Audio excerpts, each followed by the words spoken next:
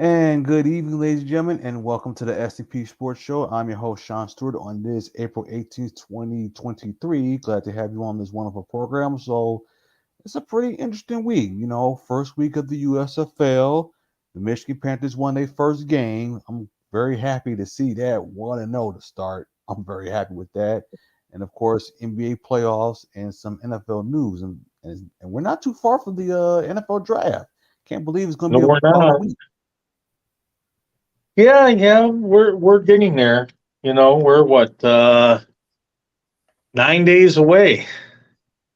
Exactly. You're And by the 9 way, days away. and also forgot, this show is being brought to you by No House Advantage.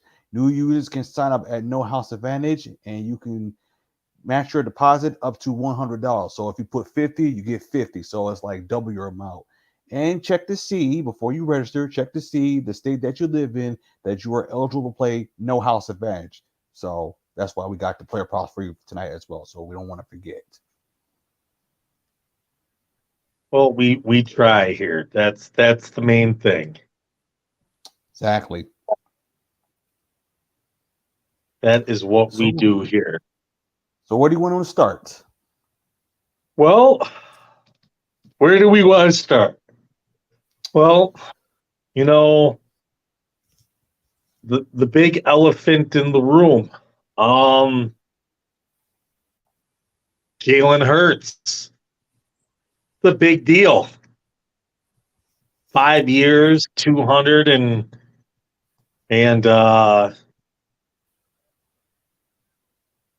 55 million. How can he get a deal done, but Lamar can't? That's the question. Is it representation? Is it the Ravens being stubborn? Is it the Ravens just not believing in him? I mean, I mean, it's a good question. I Because I'm looking at it mean, right now. I'm looking at the agent, and I'm looking at her. Her name is Jennifer Lynn, Nicole Lynn. You were close. And close. she was named the president of football for Clutch Sports Group in April. So go figure, Clutch Sports. I mean, the question you got to ask yourself is, how does this deal get handled, but Lamar can't get his deal? I mean, I'm trying to figure this out, but I mean, it's just,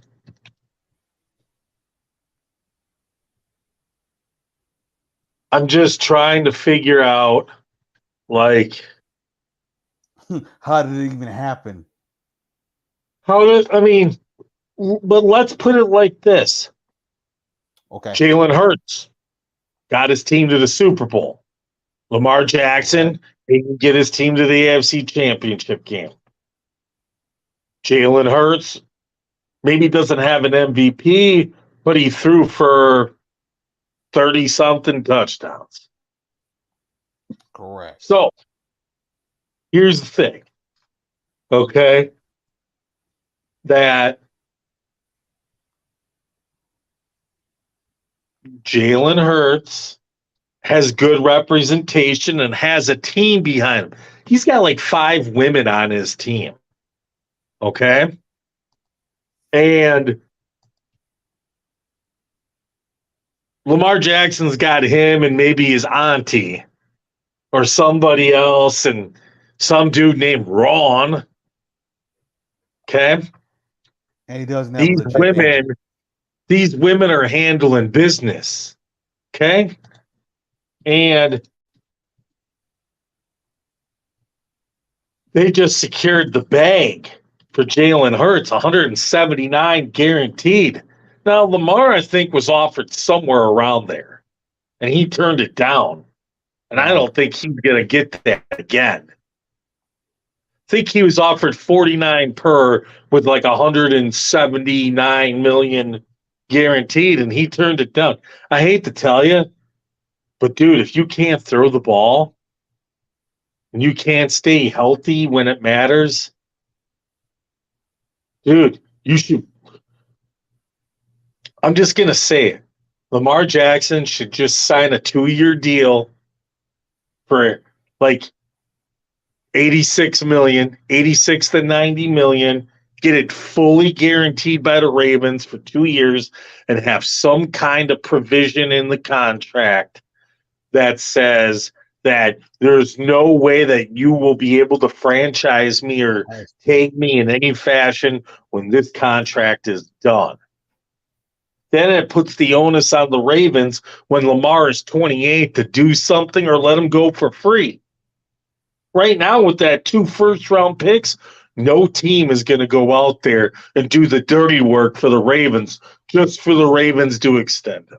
It's not going to happen. Because I'm looking at it right now. They said Baltimore offered Jackson $250 million total with $200 million guaranteed in September of last season, including Man, $132 million. I'm just going to go ahead and tell you, he should have took it then, because it ain't the same deal that was on the table in September. Ain't going to be the same deal now. So more likely it's going to be much lower. Oh, it's going to be lower. It's going to be a hell of a lot lower. It's going to be lower. There is no doubt in my mind that it is going to be lower. Shot himself in the foot. Yeah, you can say that he shot himself in the foot is a pretty good understatement. Oh yeah, most definitely. Because you would have took that deal and it would have been done. But you know what? In the end, it's not. Oh well. You know what? You play with fire, you're gonna get burnt sometimes. Exactly. And he played with fire. And you know what? 12 months ago, he was probably, you know what? With the market and what he did, he was probably worth it. But he hasn't developed at all since his MVP year. Right. All they can do is just run and not even throw the ball to save his own life. And because you can't develop yourself, I I don't know what else to tell you. I mean, I mean, it just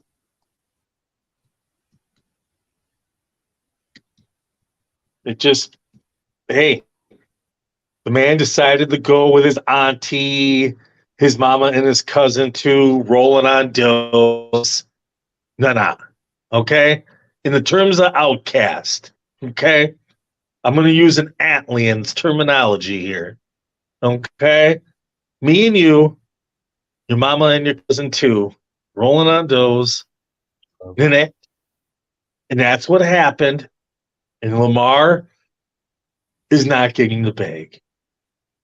Look at Josh Allen. Josh Allen's getting paid. Okay?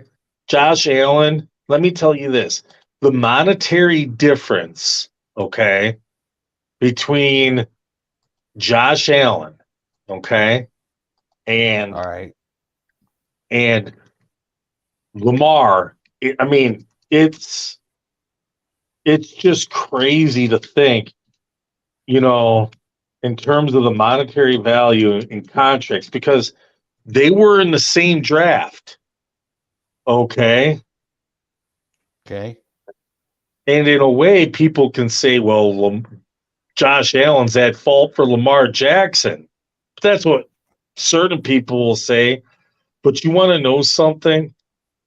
What's that? Josh Allen, like right now, is like scheduled to make like $52 million more than Lamar Jackson at this point. So let's just say this. They were in the same draft class, correct? Correct. Him and Lamar Jackson were in the same year. Okay. Same year. So think about this. They were in the same draft class. In the last 2 years, they were both eligible for a new deal. Okay? All right. Okay. In the last 2 years alone, Josh Allen has made $67 million. Lamar Jackson, 25. Hold on. It gets better. Career earnings. So far, Josh Allen, $85 million. Lamar Jackson, $33 million. You're going to tell me a 10% fee for an agent? If Josh Allen gave up 10%, he'd be 74, 75, 76 million. Okay? Lamar Jackson, no agent, 33. Guess what? Even after Josh Allen paid the money for the agents, guess what? Still up down $46 million. 76, 43 million. That's a whole season. That's a whole season you're going to have to get at a max pay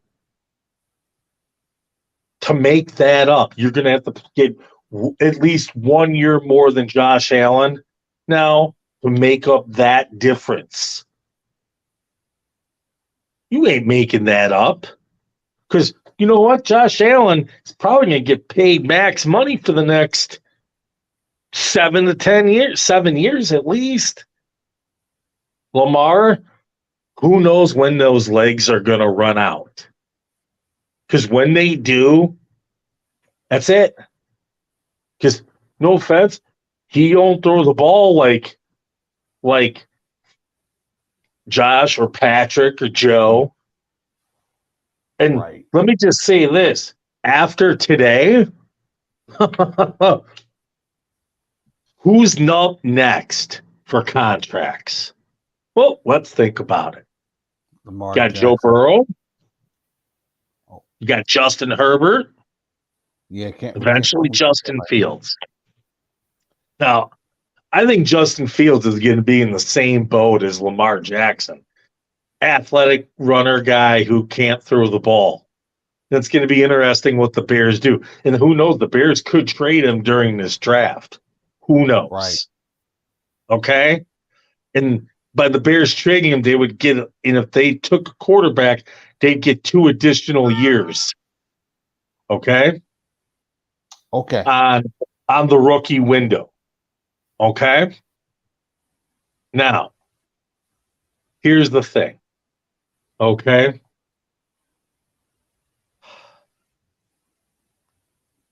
Justin Herbert's going to get paid probably somewhere in the just Jalen Hurts range, I would imagine, because the Chargers just don't have a pass defense.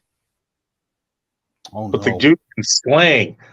I mean, Oh, yeah. I don't think Justin Herbert's better than Joe Burrow or Patrick Mahomes. No, not even close.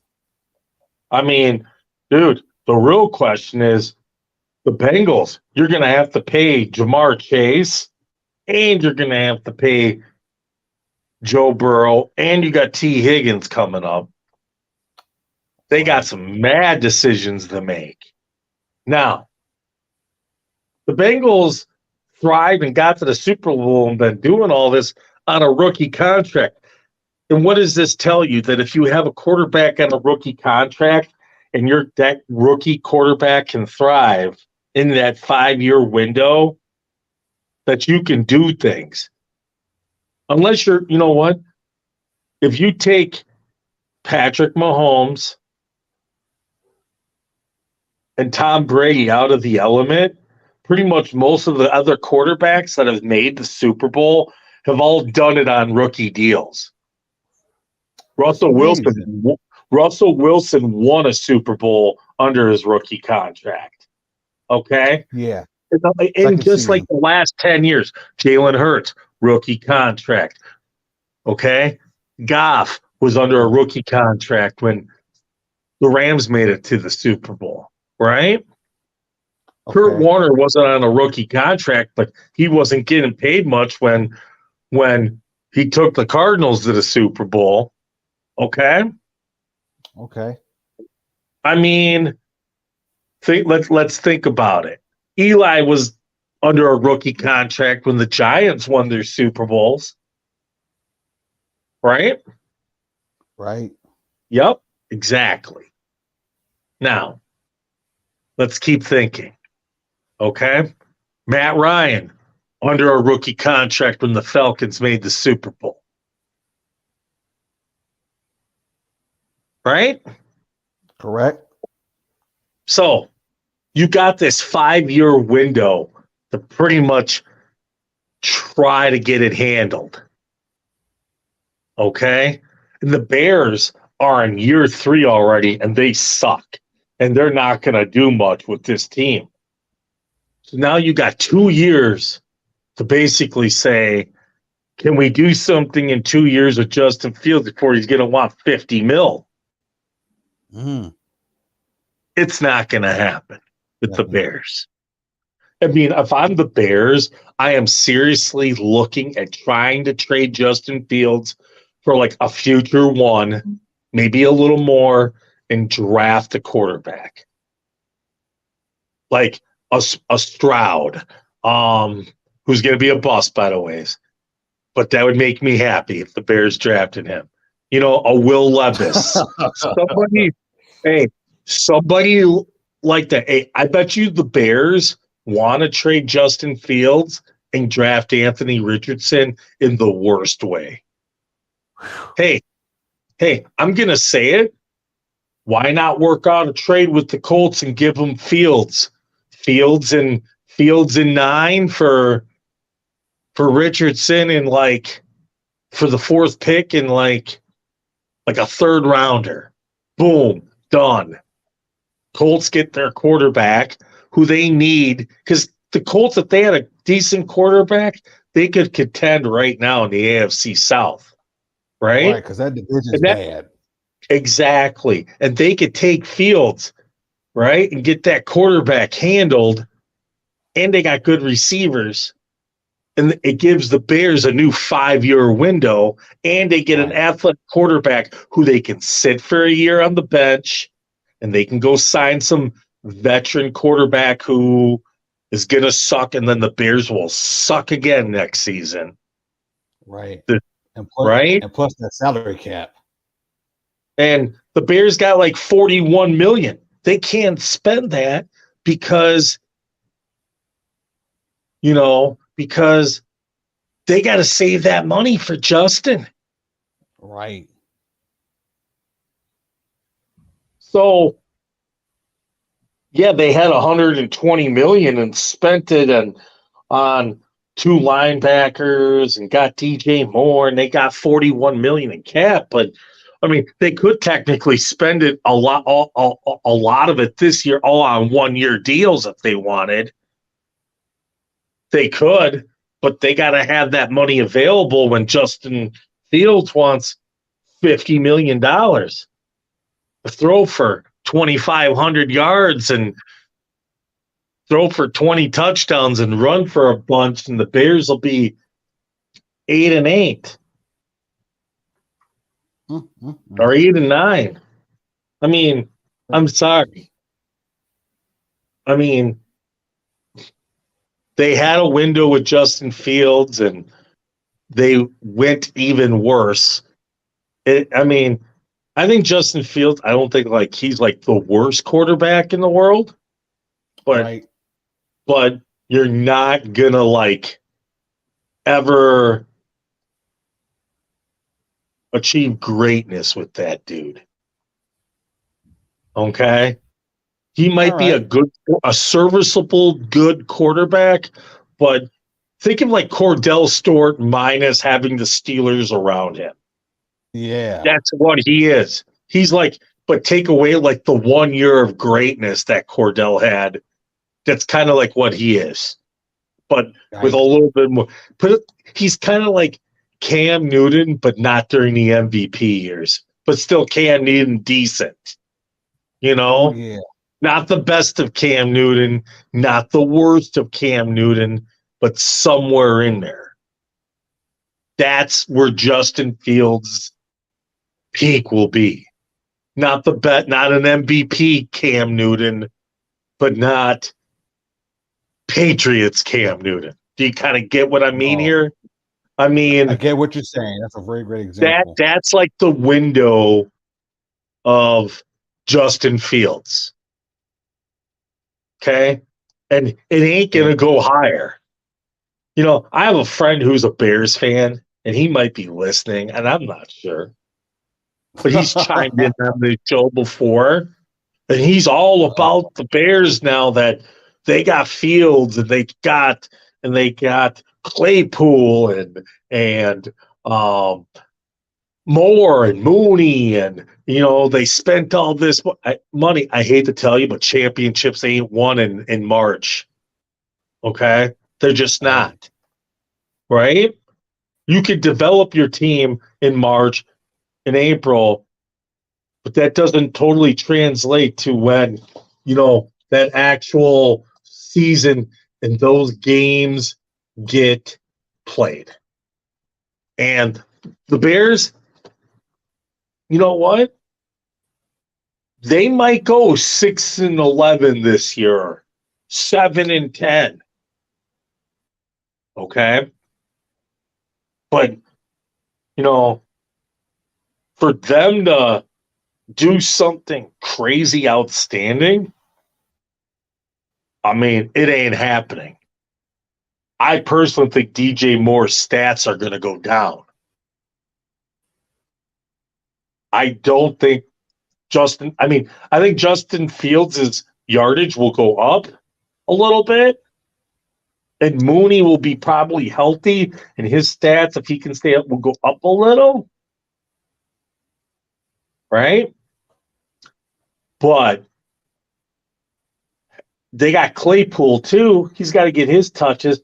But I don't see the Bears I don't think DJ Moore is going to go off and be like a 90, 1,200 guy or an 80, 1,200 guy.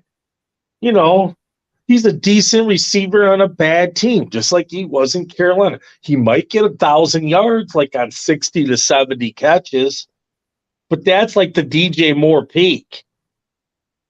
I don't see anything that's going to blow the windows here. Or have that wow factor, oh my goodness. Exactly. It just is what it is. I mean, it just is what it is.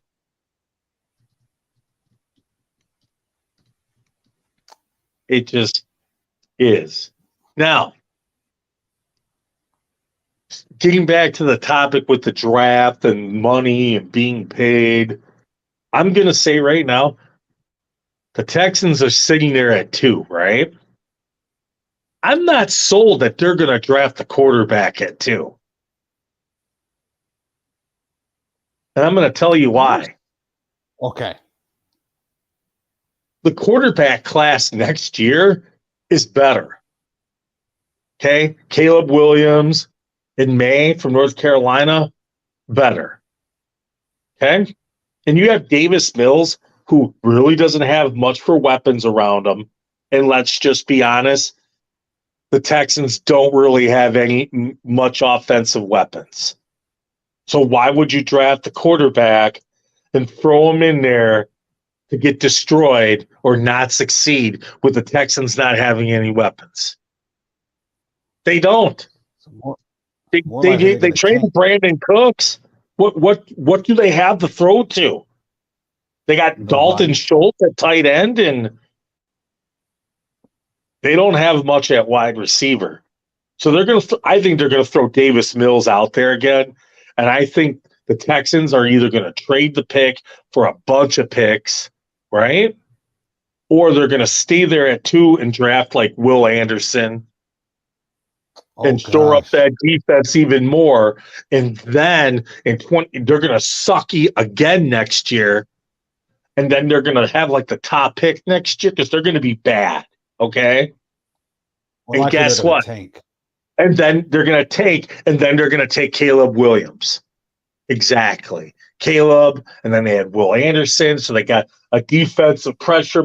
That defense isn't that bad, but then you give that defense another pressure guy, and plus you just signed Laramie Tunzel to a massive contract. Then you draft Caleb Williams. Well, guess what? Now you got a left tackle for Caleb Williams for the future. It just makes sense to me that the Texans are not going to take a quarterback at 2. And I think they're looking to trade back from 2 to either a team that is going to get the okey doke and draft the quarterback like Stroud. I think Stroud is going to fall down boards. I really do. If he does not get picked at 2, then the question is, will he get picked by the Colts at 4? If he doesn't get picked by the Colts at 4, oh boy, it could be a free fall for him. Because then after that, you got the Raiders at 7, right? And if the Raiders somehow don't take him at 7, oh boy, he could fall all the way to 11. And then Mike Vrabel, Ohio State guy, I could see him taking him. But the knock on Ohio State quarterbacks, man, I mean, I look at Stroud, right? And I think of an anorexic Dwayne Haskins. Doesn't want to leave the pocket, doesn't want to run much, has 5-star receivers going up against 3-star DBs. To me, he's a smaller Dwayne Haskins. Maybe with a lot better attitude. He might have a better attitude than Haskins. Okay, and he might like the game and love the game compared to Haskins, but I do not see NFL success for him. Justin Fields is a different quarterback only because of the athleticism. If you took away his running ability, Justin Fields would be no different. No different. But because he can run, I think Stroud's a slightly better passer, but quarterbacks do not get developed at Ohio State. But people will say, what about Joe Burrow? Well, let me tell you something. The best thing that ever happened to Joe Burrow was that he was third string at Ohio State because they were too dumb to recognize the talent. And he went to LSU and he got developed by Joe Brady. Okay? And they developed him. It wasn't just a one season overnight thing. He transferred there. He started at LSU. They developed him over a whole summer. He was good, but he wasn't great his first year as a starter at LSU. But that second year, my God, because then he had another year of development and was trained properly and brought in. And look what happened with the development. They developed him with the right people in the right systems. That does not happen at Ohio State with the quarterbacks. That's why Ohio State quarterbacks who make it through to the end aren't going to last. They can get all the high 4-stars and 5-star quarterbacks they want. They're not going to make it. Hey, let me say this. It's amazing that they get all of that amazing wide receiver type. They're wide receiver you, and then they make their quarterbacks look great. But it kind of hurts those quarterbacks when it comes time to play because they're used to having all these mismatches that it hurts them at the next level when the quarterback parity comes together. It's like Justin Fields. He actually said that my wide receiver room was better at Ohio State than it is with the Bears. Well, of course it is. It's the National Football League. It's Oh, not man. Ohio State against Minnesota every week.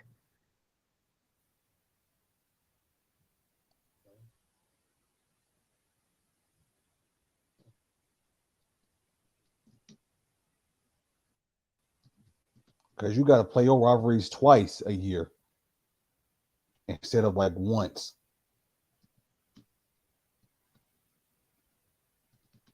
I don't know if you can hear me or something. You know, it just.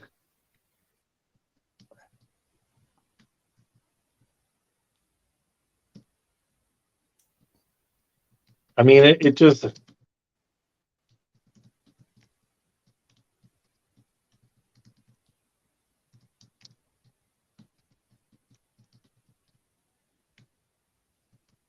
One second here. So check this out, right? Oh, You okay. I was got like, Justin. You got okay. Justin Fields, right? Okay. Couldn't even beat Jacob Fromm for the starting job at Georgia in more of a pro style system quarterback. Okay. Transferred to Ohio State. They don't Okay. run a pro style system there. Okay. It's more of a spread, but it's not, and it's not RPO. It's just it's like a spread, but it's basic. It's dumbed down. I mean, it's seriously dumbed down. Let me say this. Who is the last non-black mobile quarterback to start at Ohio State since they won the national title in 2002? I can't even name that person, to be honest with you. Seriously, I think every quarterback, at least in the urban era, was black and mobile for the most part, unless there was an injury in a game or, you know, other than that, pretty much like from like Troy Smith on, every Oh, quarterback that yeah. pretty much started at Ohio State has been a black mobile quarterback who couldn't do crap in the NFL. No offense to black quarterbacks, because there are some black quarterbacks who are damn good. But it's the system at Ohio State. It is. Tell me it isn't. Tell me it isn't. Because Joe Burrow was a third string quarterback at Ohio State, not a mobile guy, so he didn't fit the system. That's why Haskins, dude, they started Dwayne Haskins over Joe Burrow. I want people to think about that. That's ridiculous. Okay. And Justin Fields over Joe Burrow. I want people to think about that. What does that show you about their quarterback evaluation and talent? It's not that good. Exactly. So I am not sold on Stroud. He's gonna be a bust.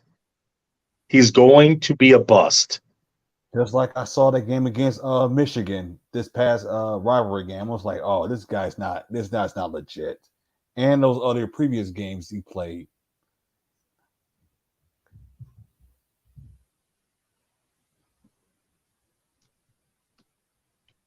I mean, he got the talent, but it ain't like, oh, it's he's that guy on one of my team type of talent. And that's the way I feel with CJ Stroud. Because he really struggled when against Michigan in the second half, because you saw it. And I was like, oh yeah, this guy's not gonna this this guy's gonna have some issues in the NFL. Because I'm pretty sure I'm pretty sure somebody's gonna ask some questions about that.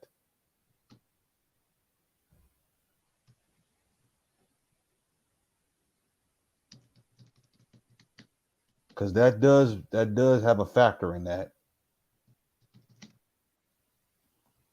You would Yeah, agree with it that. definitely.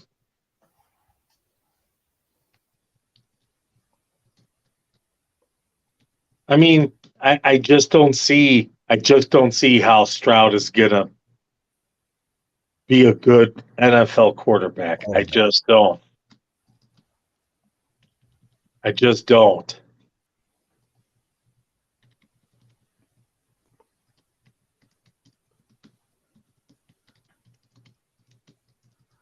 Hey, I see someone got like a little typo, like myself. Yeah, we try here. Hey, hey, I'm on my laptop and on my phone at the same time when it comes to information. So nothing wrong with that.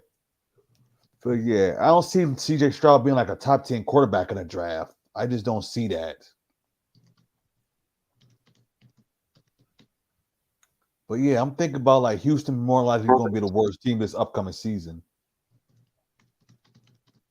Because I was saying this to a bus driver. I said, whoever team is not going to select the quarterback, more likely going to be the bad team in the upcoming season.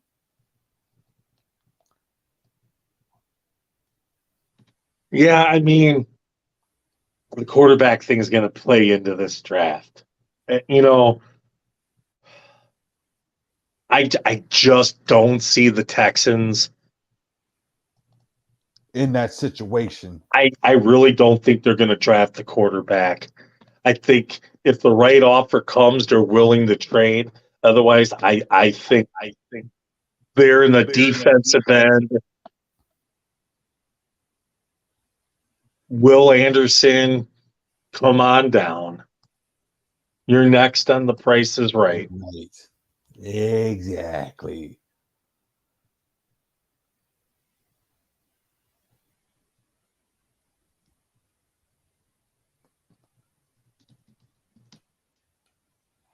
Because this year's NFL, for those of you who don't know, this year's NFL draft is going to be in Kansas City, and then next year it'll be in Detroit. So, just in case you didn't know about that part.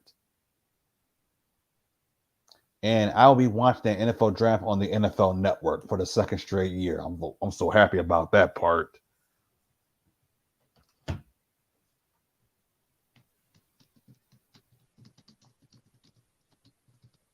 And as a matter of fact, when you look at the MLB scores, And the Tigers had a good day so far. That's 4 in a row.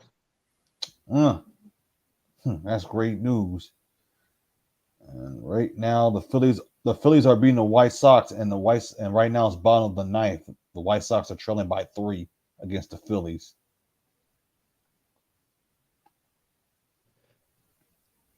Well, let's get to the playoffs real quick here. Sure. It's like the Lakers are in the perfect situation, going up against a guy that the league doesn't want to see in the playoffs. It just, it just. I knew Memphis was gonna blow it. And how you doing, Mister? How you doing, Snowman? Nice to see you. Seeing the comment, I like that. I think the Lakers have been given a gift playing the Grizzlies. I really do. That's too easy of a series. It's just too damn easy. Because they know the Grizzlies will more likely will blow And it. also tonight, you might as well go ahead and bet on the Clippers because Scott Foster's refereeing that game with Chris Paul. So just go ahead and bet on you know, The Suns. I mean, it just is what it is. And let me look at the total spread right now. And then Milwaukee with Giannis got injured. I heard he more like will play in game 2.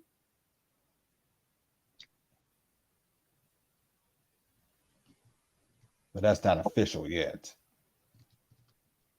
So I'm looking at the spread. So right now,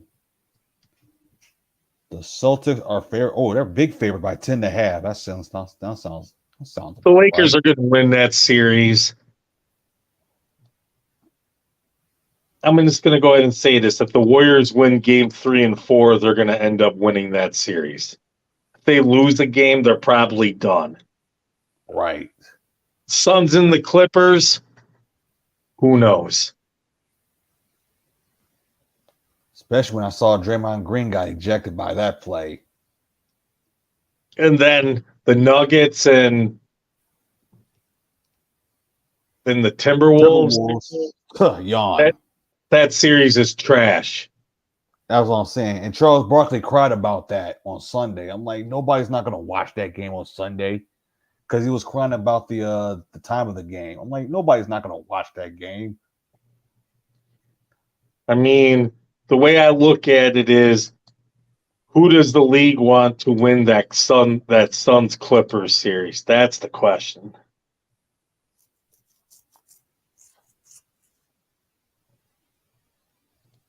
That's honestly, who's going to win that series? I don't know Right. at this point. It'd be nice if it's like a Clippers and Lakers rivalry in the conference finals. That'd be nice. Yes, it would be definitely nice, but I think the league got its way to get LeBron in there for ratings more than anything. That's what it seems to look like. Because the NBA's trying to get some ratings from this.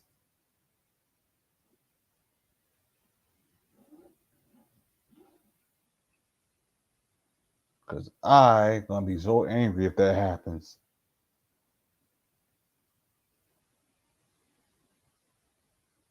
Because if there is a Lakers and Clippers rivalry, the only difference is they got to change the logo and the and all the stuff and the banners. Boy, and it'd be also nice if we do see a Boston Philadelphia in the next series. I would love to see that rivalry again. And it looks like we lost them, huh? All right, we lost them. So I'm pretty sure he's going to come right back. So right now, the Atlanta-Boston game will be in about 40 seconds. And I think, let me see, I'm trying to see, one game will be on TNT and the other one will be on NBA TV. Let me check. Let me check. No. Let's see. Oh, there we go.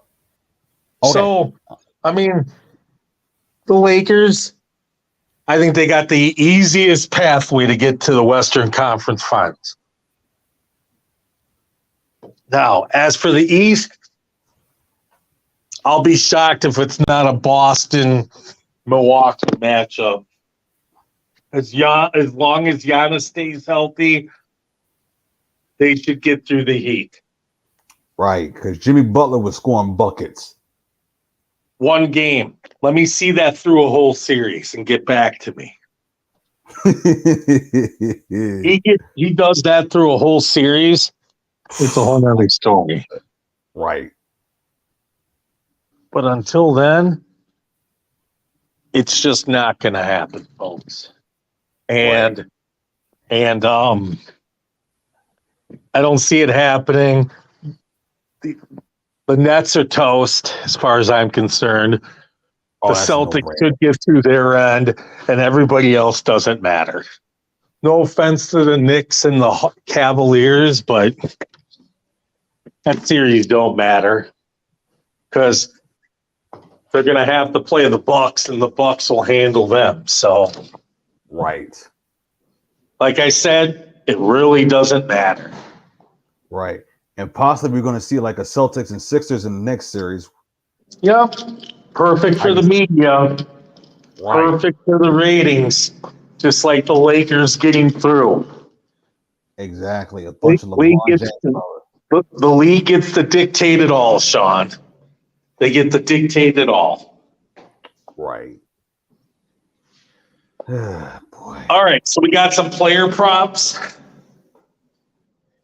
Oh, we talk about the Michigan Panthers. Wait. We got one more thing to talk about. Let's talk about the USFL real quick. Yeah. Michigan First Panthers. Interesting weekend. Got the dub. 19 for 21 at the quarterback. 3 touchdowns. Nice win. From what I understand, I think most of the lower bowl is sold out for that first game at Ford Field, from what I hear. That wouldn't surprise me. and actually the ratings beat the XFL, which I wasn't surprised by that when I heard that news. Like I said, if Michigan can win this week and go 2-0 going into that game at Ford Field, I could see 30,000 plus at that game. Right. And it's going to help the ratings as well. Exactly. If they see those fans and you get a team in a market with a winning team like that, is like a whole market team for sure. Now, let me say this. The gameplay hasn't been that bad in either league. I mean, I'm going to say it that I've enjoyed some of the new innovations of the XFL this year, especially in regards to the video replay. Okay? Right. I really like that, and the NFL should look at utilizing some of it. But I don't know why they're not doing that. And they might. Maybe not this year, but going forward. In the future. Exactly. But we'll see. Because they do want to speed the game up. So I do like spring football league.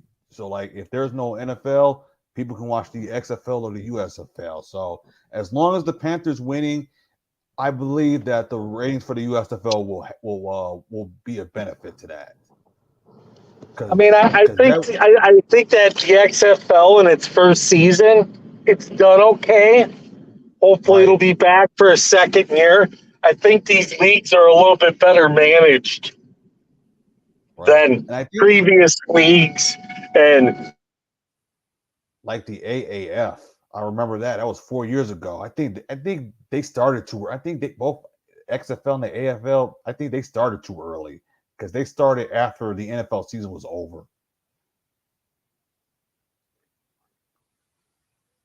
He'll probably be right back. And then you also got to think about this: when the XFL started, they started after NFL season, and then college basketball, March Madness tournament, and all that other stuff. Because now, since everything is not on there no more, the ratings have been a little bit better for the XFL.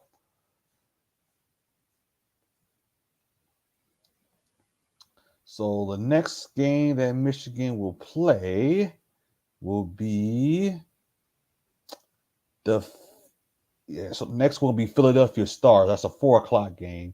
And then look at the schedule real quick.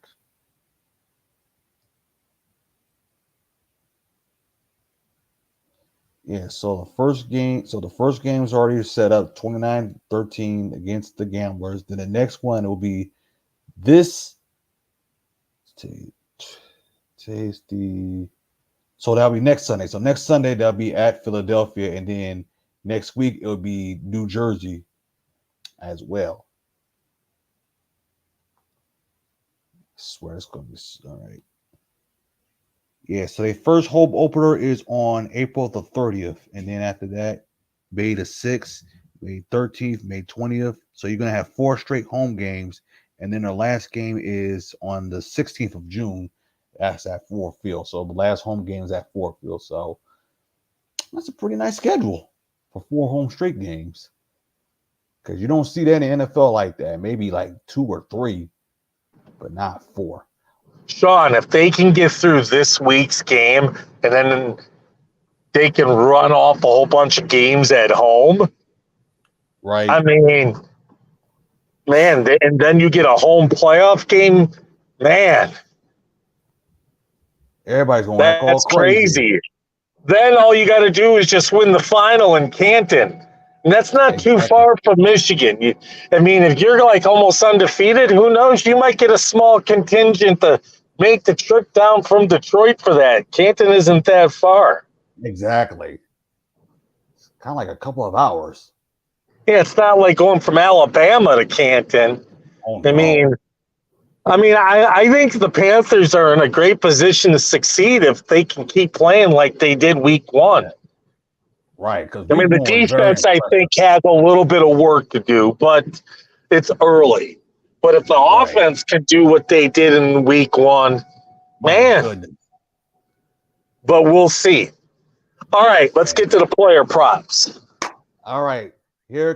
So here we go. So according to No House Advantage, they believe that Devin Booker will score 28 and a half points. I'll take the under. Okay. The next one, Chris Paul, 1.5 3-pointers. I'll take the under. Okay. Kawhi Leonard, 28 and a half points. I'll take the over. Yeah, I can see that. And then finally, DeAndre Ayton, 10 and a half rebounds. I'm going to take the under. I just it's a Scott Foster refereed game. Just take your HELOC and throw it on the Clippers tonight, folks. I mean, by the way, if you live in Michigan, I just don't have the faith in the Suns with Chris Paul and Scott Foster.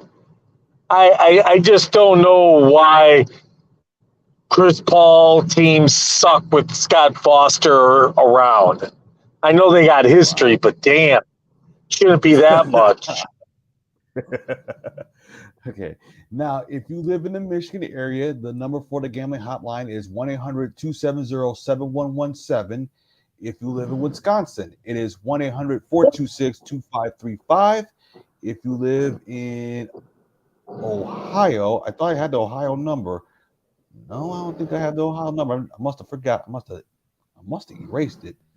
But if you know someone who has a gambling problem, it's called 1-800-GAMBLER as well.